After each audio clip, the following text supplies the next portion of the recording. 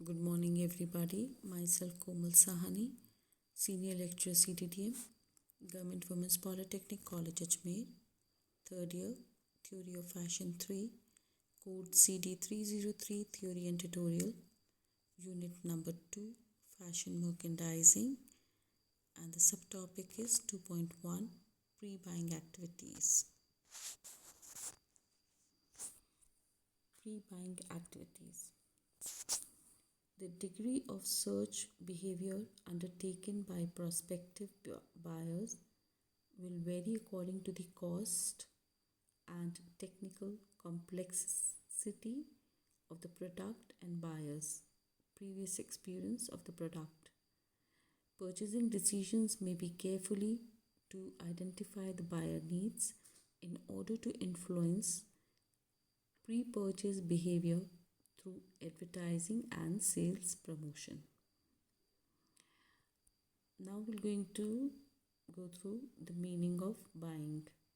Buying is the action or an instance of purchasing something. Then the definition of buying: to acquire possession, ownership or rights to the use or services of by payment, especially of money. And the second definition is a stage in consumer behavior where consumers compare and evaluate the alternatives before acquiring the product. Then comes the meaning of pre-buying: pre-purchase behavior. Definition of pre-buying is the stage in buyer's decision making where potential buyers get information about a product through advertisements, sales brochures and personal contacts. पूर्व क्रय गतिविधियाँ: संभावित खरीदारों द्वारा किए गए खोज व्यवहार परिमाण उत्पाद के खरीदारों और उत्पाद के पिछले अनुभव की लागत और तकनीकी जटिलता के अनुसार अलग अलग होगी। क्रय विज्ञान और बिक्री प्रचार के माध्यम से पूर्वापर व्यवहार को प्रभावित करने के लिए खरीदार की ज़रूरतों या आवश्यकताओं की पहचान करने के लिए निर्णय जो लिया जाता है वो बहुत ही सावधानी से हो सकता है और किया जाता है।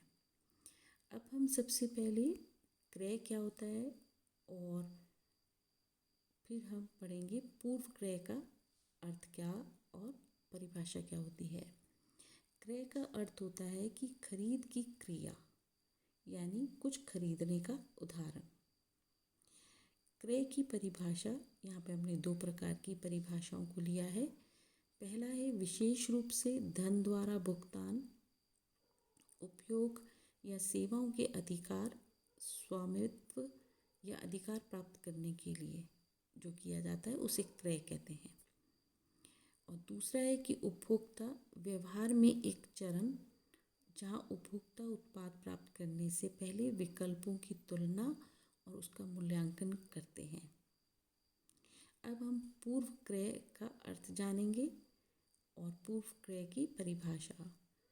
तो पूर्व क्रय का अर्थ होता है कि जो पूर्व क्रय व्यवहार जो होता है, बिहेवियर होता है, उसे हम पूर्व क्रय कहते हैं। अब पूर्व क्रय की परिभाषा है कि खरीदार निर्णय लेने में वह चरण जहाँ संभावित खरीदारों को किसी उत्पाद के बारे में जानकारी मिलती है, विज्ञापन, बिक्री, ब्रोशर और व्यक्तिगत संपर्क के माध्यम से। अब हम द 5 R's ऑफ मर्केंडाइजिंग पढ़ेंगे क्योंकि प्री बाइंग एक्टिविटीज़ जो है वो एक मर्केंडाइजिंग का ही पार्ट है। तो मर्केंडाइजिंग के 5 R होते हैं और ये बहुत ही इम्पॉर्टेंट होते हैं और ये हमें पता होना चाहिए। The 5 rights include are right merchandising at the right place, at the right time, in the right quantities and at the right price। 5 अधिकारों में ये शामिल है कि सही माल सही जगह पर सही समय पर सही मात्रा में और सही कीमत पर पहुंचना चाहिए और साथ में ये सही ग्राहक तक भी पहुंचना चाहिए। अब हम पढ़ेंगे types of pre buying activities, अर्थात पूर्व क्रय गतिविधियों का प्रकार। Pre buying activities in fashion merchandising process, अर्थात फैशन संचालन प्रक्रिया में पूर्व क्रय विधियाँ जो कि दो प्रकार से होती हैं। पहला है बिजनेस ओरिएंटेड रिसर्च मेथड, अर्थात व्यापार अभिविन्यासक की अनुसंधान विधि। दूसरा कंज्यूमर ओरिएंटेड सर्च मेथड, उपभोक्ता अभिविन्यस्त की खोज विधि।